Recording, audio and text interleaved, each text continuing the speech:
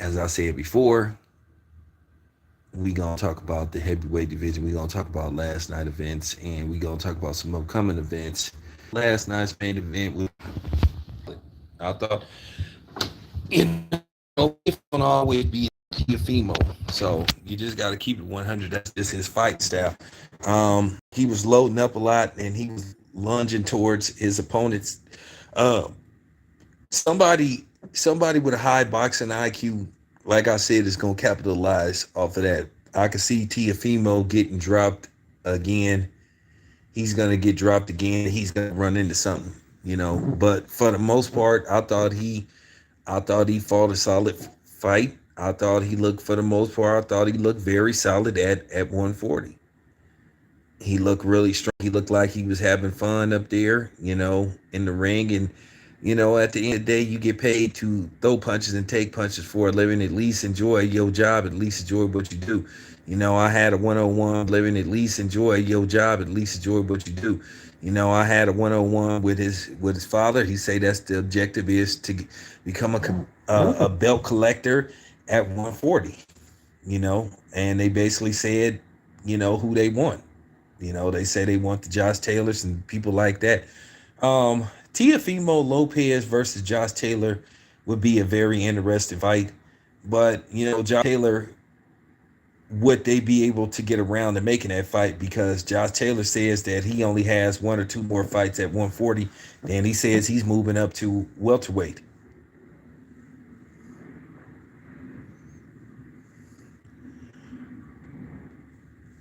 Well, the father said they was interested in Jose Ramirez, but you know, he about, you know what I'm saying, he basically pulled out of the fight because he said he wanted to go get married and stuff like that. If that's what he wanted to do, then hey, let him go get married, you know. Um,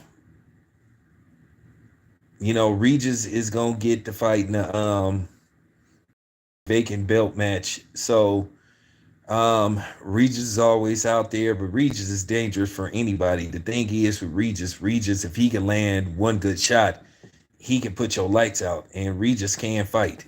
And he's tough, he's gritty. I don't think I've ever seen Regis like really hurting a fight.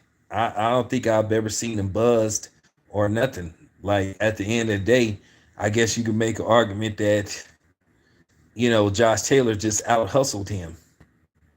But I thought that Regis did enough to get the victory versus Josh Taylor.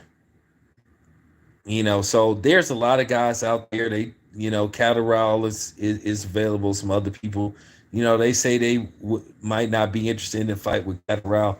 I think they should take it. I think anybody should take a fight at Catterall because most people believe that Jack Catterall beat Josh Taylor. I thought that Catterall won that fight.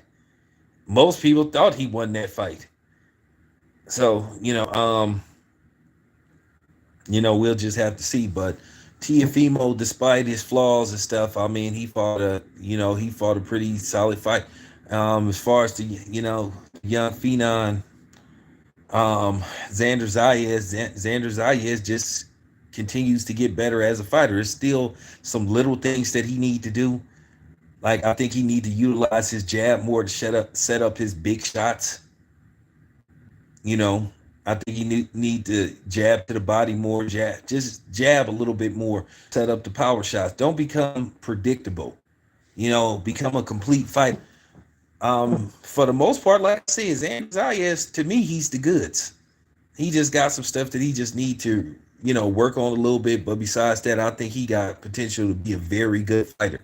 And at the end of the day, he's only like 19, 20 years old. You have to understand when it comes to these young guys, these phenoms, it's no rush to try to set them up with big fights right away. He has time on his hands. He's only like 20 years old. 19. I think he's like 20 years old.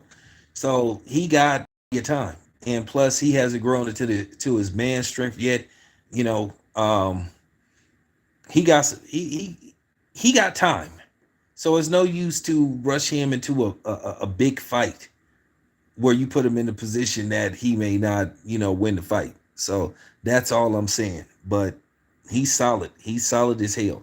At 154. And when you look at him, more than likely, you could already tell he's gonna move up more weight classes. He'll probably he'll probably finish his career probably at one because he's like um I forgot what they got him listed as. I think he's like 5'9", 5'10", or something like that. So he could easily campaign at 168 and he'll be fine.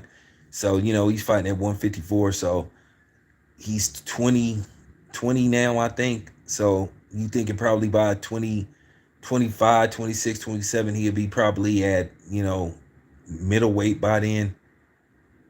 And like I said, the opportunity for him to become a superstar in boxing is there. Just got to put him in the ring with the right type of opponents.